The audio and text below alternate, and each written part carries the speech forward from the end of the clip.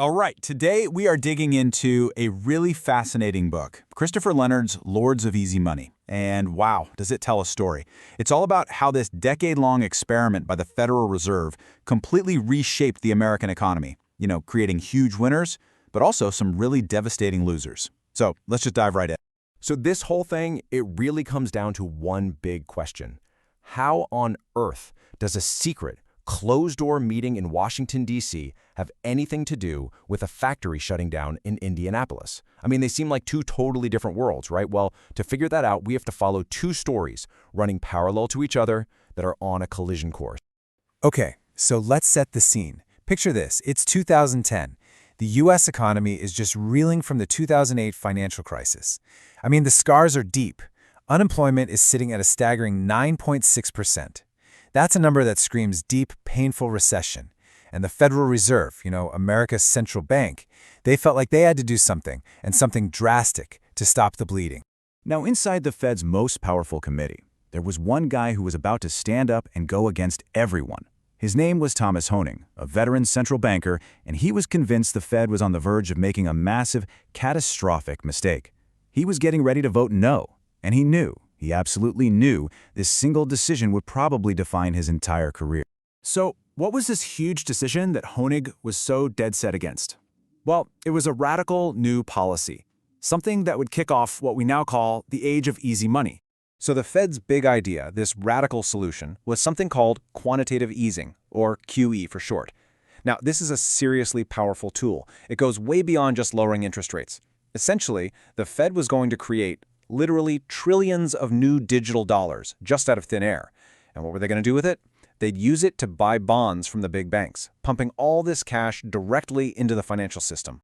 Okay, so the theory behind it sounded pretty simple, right? Step 1, the Fed just creates money. Step 2, it gives that money to the big banks in exchange for their bonds. And then step 3, the banks, which are now flush with all this new cash, are supposed to lend that money out to businesses. And that lending is supposed to spark job growth and get the economy humming again. At least, that was the plan. And listen, the sheer scale of this was just breathtaking. I mean, by 2016, the Fed had pumped so much money into the system that its own asset account, you can think of that like its investment portfolio, had ballooned to over $4 trillion. This was a truly historic, unprecedented intervention. But, to really get the true impact of this policy, we have to leave the world of high finance and spreadsheets in Washington. We need to see how these huge decisions actually played out on the ground for real people. So, let's head to Indianapolis. So our first character in this part of the story is a name you probably recognize, Jay Powell. Now, long before he became the chairman of the Fed, he was a partner at the Carlyle Group. And if you don't know, Carlyle is this massive, elite private equity firm that specializes in buying up companies, loading them with super cheap debt, and then squeezing them to maximize profits for their investors. And our second character is a guy named John Feltner. He was a union machine operator at the Rexnord factory in Indianapolis. For him, a good steady job wasn't just a paycheck. It meant stability, it meant health insurance, and it meant having a real shot at finally buying the house his family had been renting for years. Okay, so here's where those two parallel stories collide. The Fed's QE policy made borrowing money incredibly, ridiculously cheap. Now, for a private equity firm like Carlyle, which was managing Rexnord at the time, this cheap debt was like a superweapon. So, in 2016, they made a decision. They decided to close that Indianapolis factory, lay off John Feltner and all his colleagues, and move the whole operation to Mexico where the labor was cheaper. See, the easy money from the Fed made that kind of financial move more profitable than ever before. In John Feltner's words here, they just capture the human cost of this decision perfectly. These huge forces of high finance, fueled by the Fed's policies, had basically turned loyal, hardworking employees into just another number on a balance sheet. And the thing is, the Rexnord story, it wasn't just a one-off. The book argues that over the next decade, the entire financial system became totally hooked on the Fed's easy money. It was like a drug. So the first real sign of this addiction popped up in 2013. The Fed chairman at the time just hinted that they might taper, which is just a fancy word for slightly slowing down, their money printing. And what happened? Wall Street completely threw a fit. Markets went into a total panic. And this event, it became known as the taper tantrum.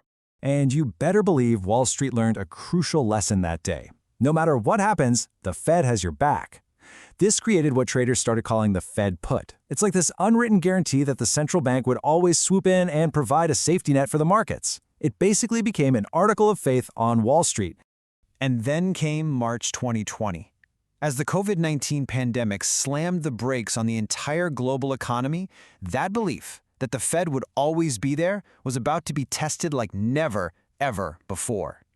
The Fed's response was, well, staggering doesn't even begin to cover it. To stop a total market meltdown, the Fed created $3 trillion in just 90 days. To put that in perspective, it would have taken the pre-2008 Fed about 300 years to create that much money. And this time, they went way, way further. I mean, they didn't just buy safe government bonds like before. Oh no. They bought corporate bonds. They bought riskier junk debt. They even bought these really complex bundles of loans called CLOs. That stands for collateralized loan obligations, which are basically risky business loans all packaged up together. The Fed's safety net was now stretched under pretty much every single corner of the financial world. So, after all this, a decade of unprecedented intervention, what was the result? Well, according to the book, it created this massive gaping disconnect between Wall Street and Main Street.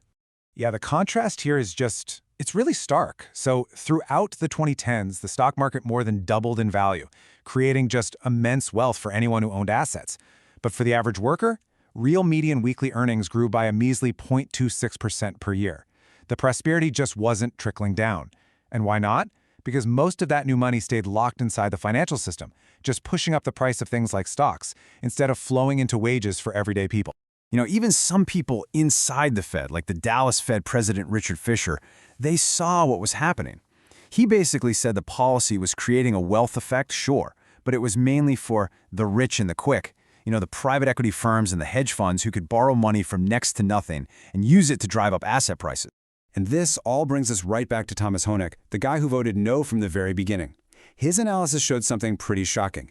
Despite all those trillions of dollars pumped into the system, the 2010s actually saw weaker overall economic growth than the 1990s, which was a decade that had no QE at all. We're talking average annual GDP growth of just 2.3% in the 2010s compared to 3.8% back in the 90s. So if you take one thing away from the book, it's this. A decade of easy money was incredibly good at one thing: inflating the value of stocks, bonds, and real estate for people who already own them. But it failed. It really failed to deliver on its main promise, which was creating strong, sustainable, broad-based economic growth for everybody. And all of that leaves us with this one big, lingering question at the end. The lords of easy money at the Federal Reserve have proved time and time again that they can save the financial system. They can save Wall Street. But after this whole experiment, who is going to save the real economy, the economy of people like John Felton?